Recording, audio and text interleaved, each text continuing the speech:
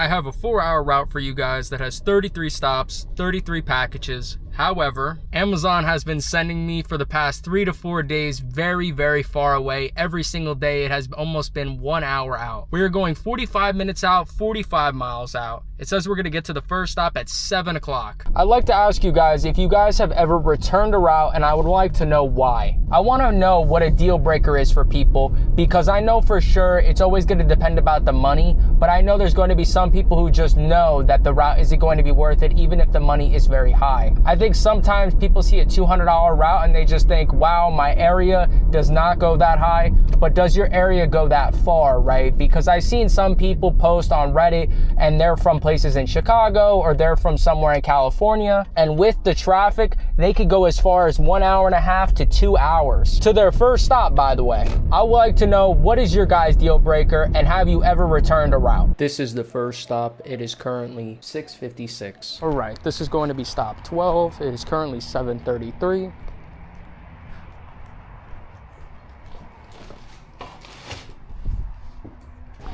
All right.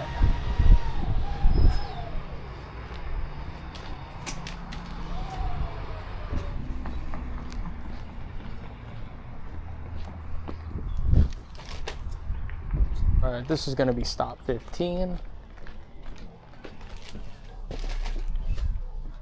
Package is going to be in this right here. I always keep the big boxes usually in the back of the car. I don't usually keep them in the passenger seat.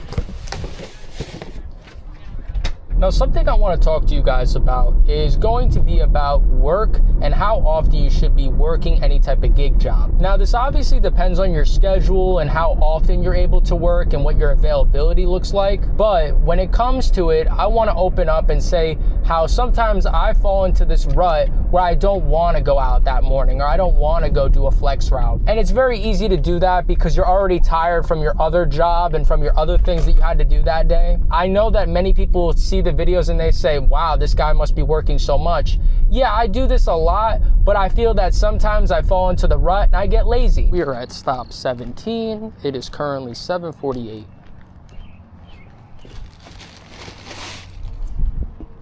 All right, you guys could think this is a monumental moment. It is not the 3rd floor apartment. We got a 1st floor apartment. It's gonna be this one.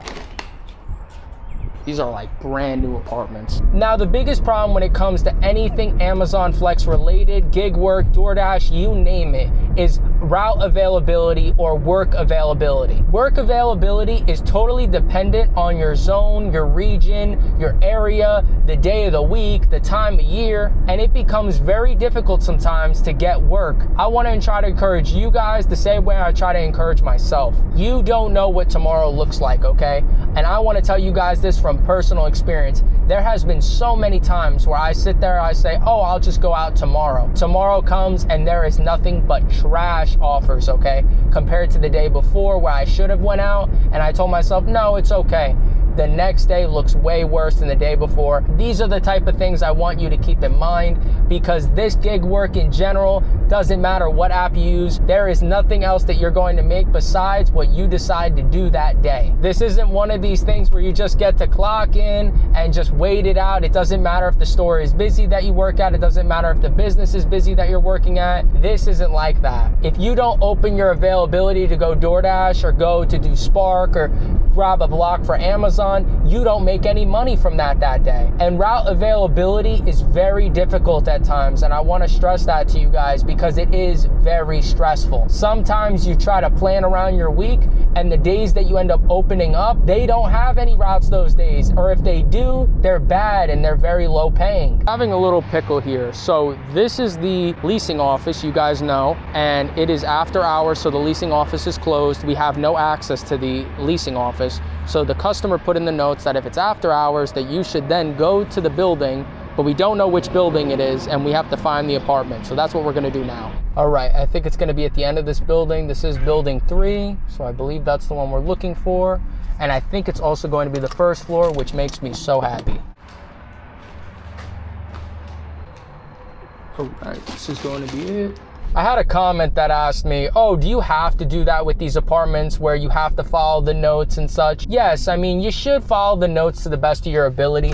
Sometimes the notes are a little bit outlandish, okay, where they're kind of asking for a little bit too much. Now for this one, it would have been nice for them to give us the code to the leasing office. It's just kind of, you know, customary where your leasing office is typically where you deliver your packages. That's where the PIN is. As I said in numerous of other videos, a lot of times customers do not put the code in the notes. They're kind of just hoping you get in there with someone opening the door. I don't know, maybe another person in your building decided to put the code, so you got into the building with their code instead. Right, we made it to stop 20. It is currently 8:05. Sure if guys could see this house, but it is so nice and it looks so cool. Beautiful landscaping and everything. This is nice. All right, we have made it to stop 30. It is currently 8:40. All right, this is going to be stop 33. It is currently 8:50. Because of the way the map is set up here, I'm going to do stop 35 first, and then I'm going to do stop 34 after. Just because you could see over here after stop 34, I want to be able to get on this highway. There's no point to go to 34 and then back to 35. We are going to consider this stop 34. It is currently 8:57.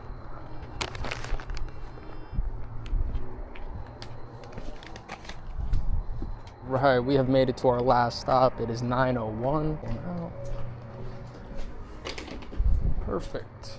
For today's route recap, we had a 4-hour route from 6 o'clock to 10 o'clock. It is currently 9. We are 38 minutes away from home, 34 miles out. Now, so far, we have drove almost 82 miles and we have 34 miles to get home. So all in all, we're gonna be around 115 miles total for this route. This route was $142. Let me know if you guys thought this route was worth it. I try to get these afternoon routes just to try to make up if I don't go in the morning. Thank you guys all so much again for showing me so much love and commenting and liking the videos. Till the next route.